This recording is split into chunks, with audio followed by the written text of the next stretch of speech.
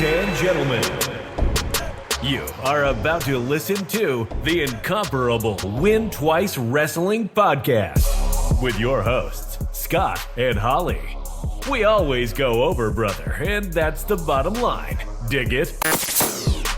So sit back, relax, and prepare to be entertained. Hello everyone and welcome to day 3 of the 2024 12 Days of WrestleMas journey. We've already covered off a very big boy in day number 1. You look so concerned, as in the WWE champion. We then went to the UK for a Progress representative for number 11. And we're going to our third company on 3 different consecutive days. Yeah. Holly, who have we ranked as the 10th best wrestler of 2024? That would be Swerve. Whose house?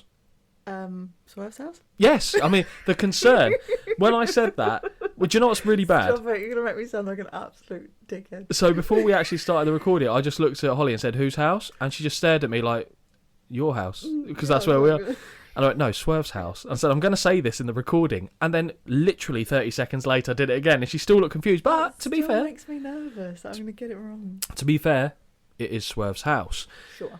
Swerve had a run as AEW World Champion. Yes. We haven't watched a great deal of AEW outside of the big moments and the big shows. Yeah. I think there are a few people in AEW that deserved consideration, and this isn't the only person from AEW that features in our 12, but there aren't actually that many of them. And like I said, that's more due to our viewing Just what habits. we've watched this year. Exactly. Yeah. I'm well aware of the credits of the like of your John Moxleys and your Will Ospreays. Historically, had it been the year before, MJF would have been in the discussion as well. Spoiler alert, MJF doesn't make the list. No. We've enjoyed the work of Adam Cole, etc., etc. Adam Page, there it is. And you like a tash. That's my sweet spot. Yeah, oh, I bet it's in your sweet spot, I'll tell you that. Yes, I like him a lot. But Swerve had a good year. Yeah. He headlined Wembley. Did. He was all in. He was all in. He's had cracking matches with the likes of Will Ospreay. Yes. He's been a strong, consistent performer, and his character work is great. Yes. We've discussed it before, I think, when we did, and this would have actually been January of this year. We were discussing, because we did a review of the All In show from 2023 that we attended, and I said that AEW only had one, to me, standout star on the horizon. Okay. Not because to me MJF was already there. Yeah. Darby Allin had done enough to kind of be near enough there. Yeah. Swerve had a bit of a rough time in WWE, underutilised. Yes. I'll readily say that, because I thought, when I heard that he'd gone, I thought that was madness. I think he's a phenomenal talent. And to go from there, and when we saw him in 2023, he was in the coffin match on the losing end. It was him and Christian Cage, because WWE have got the Christian trademark. Roll neck Christian. Dad, where is your dad, Christian? Aged like a fine wine, Christian. Yes, vintage Christian. This could go on. Christian Cage classic, or classic Christian Cage in his TNA days. Against Sting and Darby Allin. That match was very good. Wasn't it, Charles? But he came out on the losing end. Yeah. Transfer 12 months of time. He's main eventing the same venue. Yeah. And he's the defending champion. And having a bloody outstanding match, I'll be honest. Very good match. It's almost a shame that he lost it, to be honest, because he didn't really get a proper... So Bryan Danielson is... Do you know what's so funny? It took me ages to get Daniel Bryan in my head when he was in WWE, and now that's my default instead of his actual bloody name. But I love Bryan Danielson. Yes. I'm happy he won the AEW title. I think what potentially would have made more sense is not have Swerve get the title, to have it for such a short period and give it to him sometime down the line where he can have a proper go at it. Okay. So, and correct me if I'm wrong, but Swerve took the title off Samoa Joe, didn't he? Yeah, sure. Yep, that was a look of conviction. Yeah, Insert here if there was an error in what I said. It'll be me that gets it wrong now. It'll be me that gets the abuse going, no. Yeah, because he's not The Rock. Clue. But he was starting to live up to the hype that he was showing. Yeah. Did you have much familiarity with his work in WWE? I'm gonna be honest. No. So you're aware. Go on. You know, he was in a group, Hit Row, with Top Dollar, B-Fab. Yes. I can't remember the guy's name, but I'm going to call him Megan Thee Stallion because it's the something like that. not the Adonis. Yes, something. the Adonis. Yes, I remember the I guess what faction group. Yeah, or whatever, faction's fine. But I don't remember. He was the figurehead. Honest, I don't remember much about it because I remember for me that didn't do it for me. He wasn't given much of a run with it, if I'm being honest. His stuff in NXT was actually decent. Right. But much, and this again, I feel like this is symptomatic of Vince being in control of the decision making and not quite knowing where to go with it. Right. He floundered on the main card, well, the main roster, I should say, and was released. Okay. And I remember in the, you know, we all get accustomed to WWE periodically going through and culling their talent. Yeah. And without sounding harsh, oftentimes you're like, makes sense, okay, that's a shame, Every now makes and again, sense. though, there is one that and you go, go, hang on a sec. Yeah. And when I saw his name, I was like, what? So there were other people, like even someone like Keith Lee, who I've always really enjoyed. Yes, you have, yeah.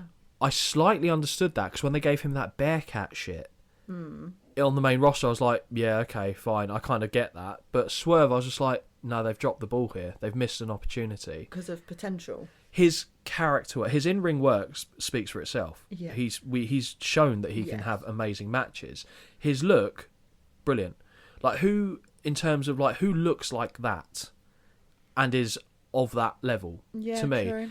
I mean, if we're looking through like African American performers, like Swerve's look beats all of them for me. Obafemi is just a beast in NXT, but Swerve's look and character, he's got, dare I say it, the it factor. Yeah.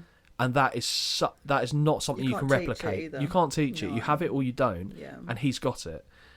And for me, in spite of the fact that, you know, I've given my opinion on AEW. Yes. I really want them to succeed. They've got a great new television deal in the States, which is fantastic for them in terms of income. I'm concerned about the attendances, etc., etc. But they've done a good job in cementing Swerve as being a top-level talent, in my eyes. Yeah, no, I'd agree. And it shouldn't be taken for granted. Just because someone's got the it factor, you'd normally say that would be able to transcend any anchors that are weighing them down. Okay. But it's not always the case. And WWE massively dropped the ball. Yeah. And AEW picked it up, and they did right by him. Now, I don't think they should, like I said, I don't think they should have given him the title when they did for a short run to then lose it. Right. Because it took away from it a little bit. Yeah. To be fair. But I think, for me, Swerve was the person. No, let me change that. Swerve was the second most engaging person there we are. in AEW over the course of 2024.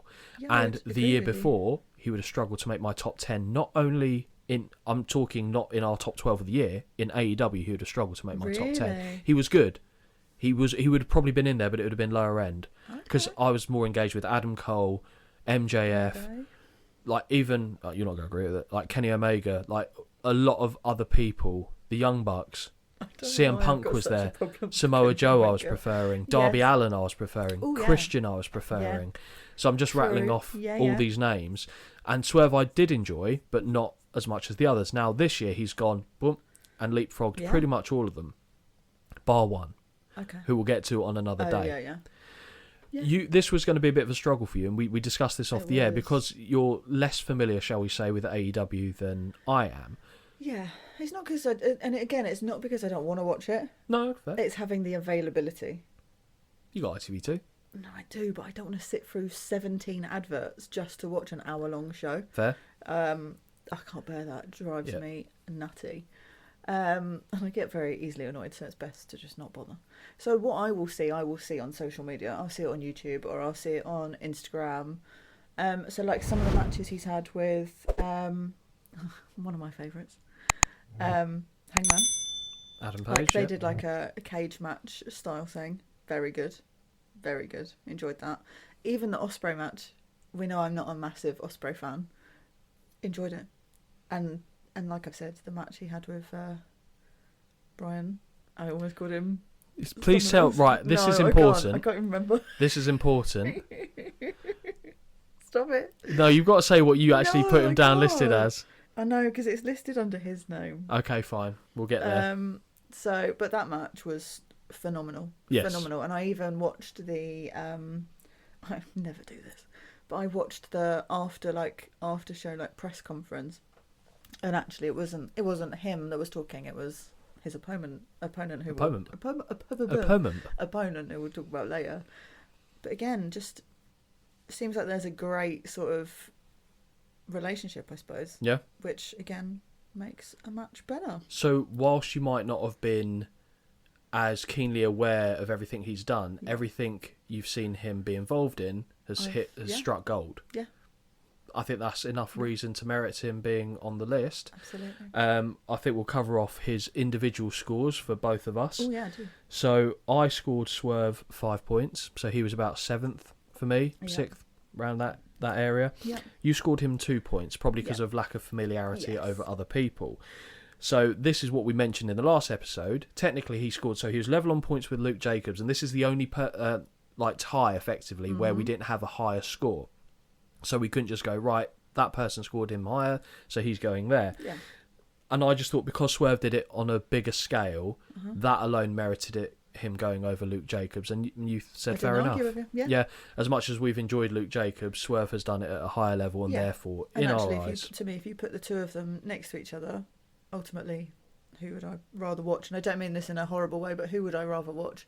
Because it's been a grander scale, I'd pick Swerve. And I think that's fair. So, congratulations to Swerve. I was hoping that one day he would come back to WWE because I'm always a home team boy for WWE. That's what I grew up with. But I just wish him success. So hopefully he has a very successful 2025, and he has just edged the top 10 for 2024. So hopefully you've all enjoyed that one, and you will tune in tomorrow for day number 4 of the 12 days of WrestleMas. Take care, everyone. Until next time, this has been a Win Twice Wrestling production. Peace out.